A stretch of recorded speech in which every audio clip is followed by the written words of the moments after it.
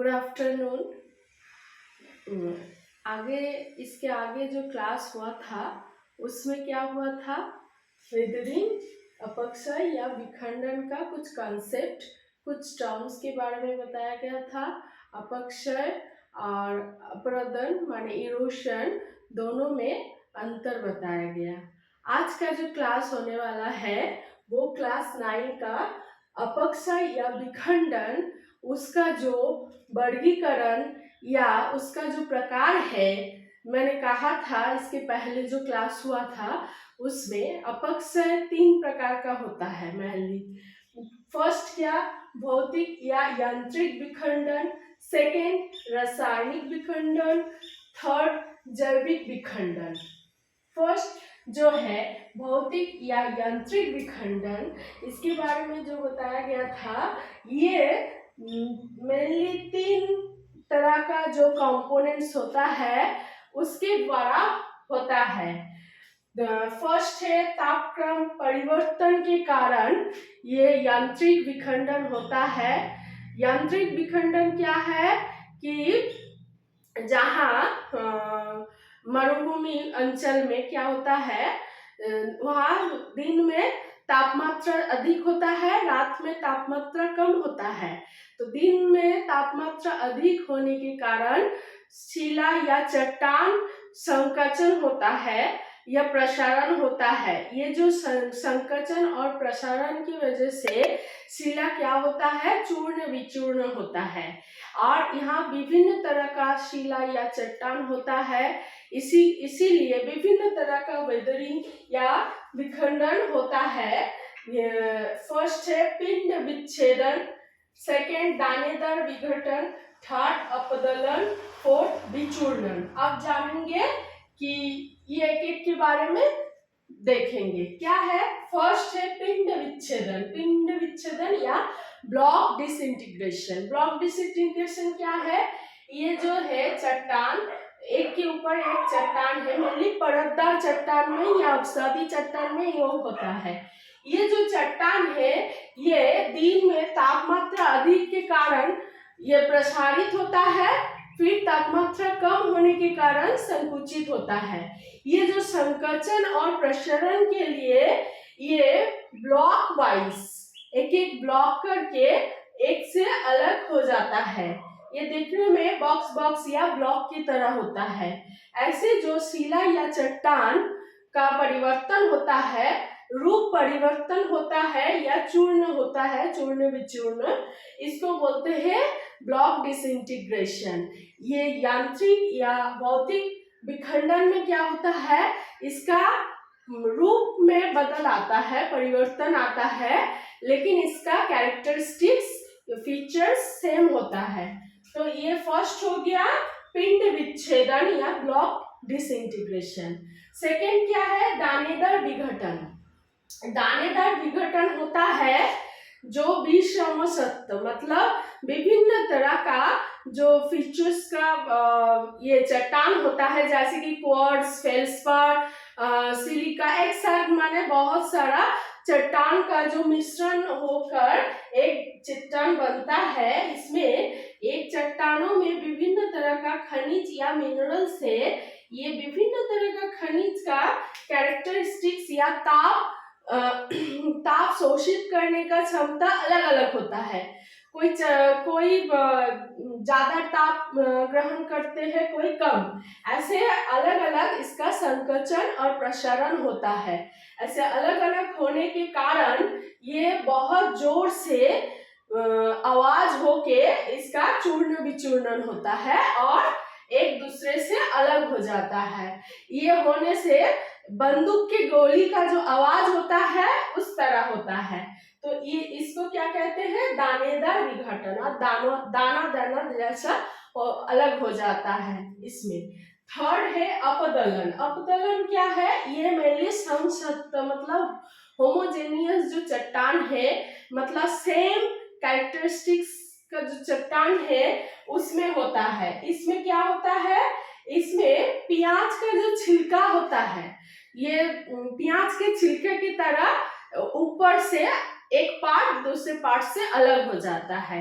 इस चट्टानों को इस चट्टानों में सेम कैरेक्टरिस्टिक्स होने से ये ऐसे ऐसे इसका ऊपर का जो भाग है ये संकोचन प्रसारण होने से ये पार्ट नीचे के पार्ट से अलग होके ये ऐसे अलग करके गोले बन जाता है।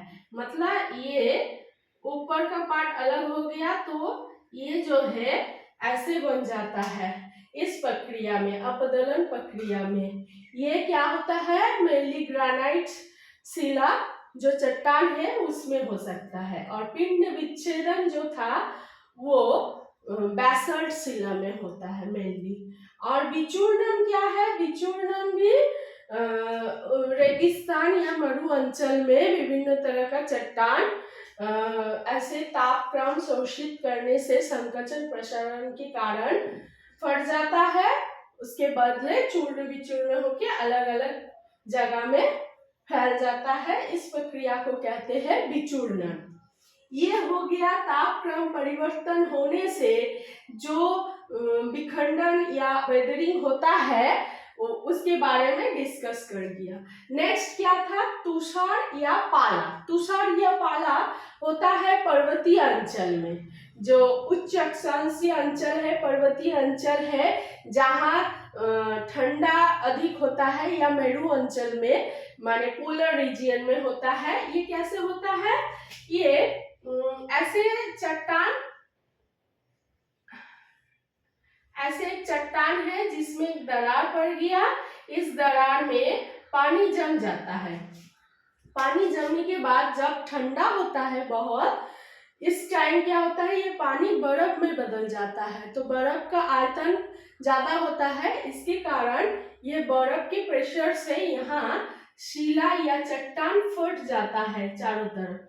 इस वेदरिंग, इस विखंडन को कहते हैं तुषार या पाला। और एक तरह का होता है जो होता है बारिश या वर्षा, जब होता है बारिश का जो पानी तेजी से आता है, इसका जो तीव्रता बहुत ज्यादा होने के कारण यहाँ शिला स्तर चूर्ण विचूर्ण होकर यह वेदरिंग होता है।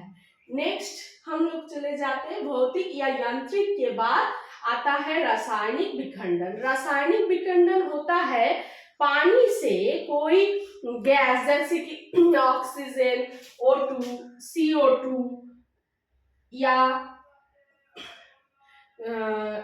ये सब ऑक्सीजन, कार्बन डाइऑक्साइड मिलके पानी से मिलकर एक एसिड उत्पन्न होता है।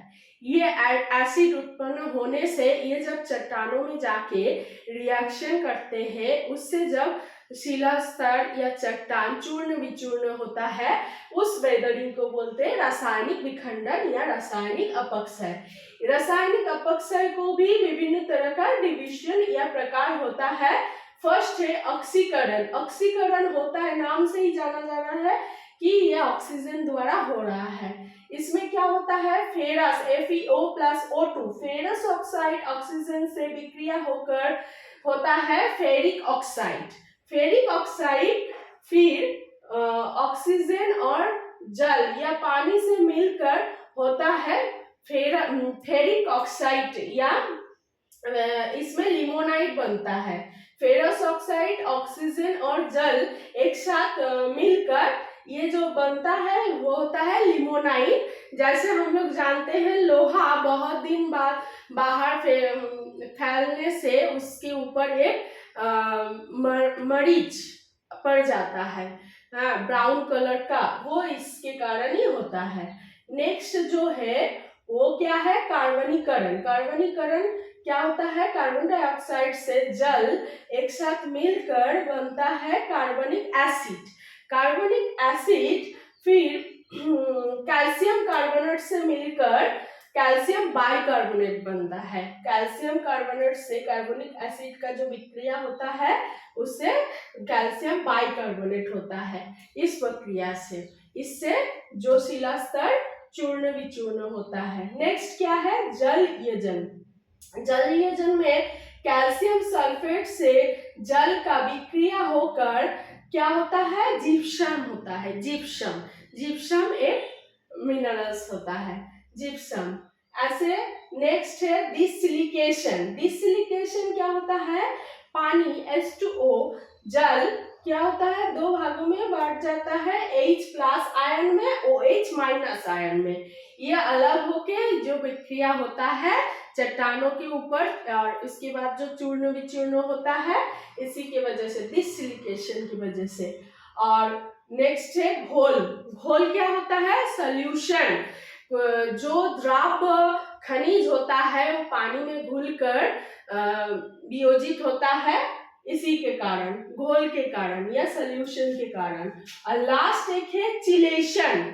चिलेशन पर्वतीय अंचल में जो पेड़ पौधा है वो पेड़ पौधा विक्रिया होकर या वियोजित होकर उसके उसमें जैविक एसिड उत्पन्न होता है। वो जब चट्टानों में गिरता है, वो चट्टानों में गिरने से वियोजित होकर चूर्ण विचूर्ण होता है।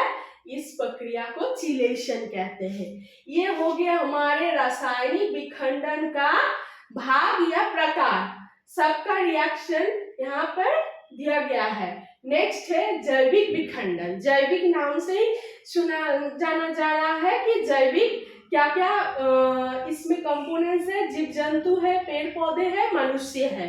जीव जंतु द्वारा जैसे मिट्टी में अगर चूहा मिट्टी को, नीचे का मिट्टी ऊपर में, ऊपर का मिट्टी नीचे में ले जाता है, इससे क्या होता है, जो विखंडन होता है वो होता है जीव जंतु द्वारा विखंडन। और इससे क्या होता है, जो खेती होता है, कल्टीवेशन होता है, उसमें लाभ होता है। नेक्स्ट है पेड़ पौधे। पेड़ पौधे जैसे पुराना घर होता है, घर मकान, उसमें देखा जाता है कि पेड़ का जो मूल होता है, रूट, वो अंदर चला जाता है। अंदर चलने के बाद देखा जाता है कि वॉल या दीवार क्या होता है, फट जाता है। ये पेड़ पौधे से होता है। और मनुष्य द्वारा भी विखंडन होता है। मनुष्य द्वारा वही चट्टान को चूर्ण विचूर्ण करके विखंडन होता है। तो हम लोग क्या जाने कि अपक्षय या विखंडन का 3 भाग के बारे में, 3 प्रकार के बारे में जाने। भौतिक या यांत्रिक विखंडन, जिसमें फीचर्स या कैरेक्टरिस्टिक्स का कोई परिवर्तन नहीं होता है, सिर्फ आकार का परिवर्तन होता है। नेक्स्ट है रासायनिक विखंडन, जिसमें पूरा परिवर्तन होता है, चट्टान चूर्ण विचूर्ण या विखंडन हो जाता है। और लास्ट है जैविक विखंडन। जैविक कंपोनेंट द्वारा, 3 कंपोनेंट द्वारा जो विखंडन होता है, इसके बारे में आज के क्लास में हम लोग जाने। नेक्स्ट क्लास में इसका जो फैक्टर्स है उसके बारे में देखेंगे, और ये 3 जो विखंडन है इसके बारे में कुछ अंतर देखेंगे। ओके।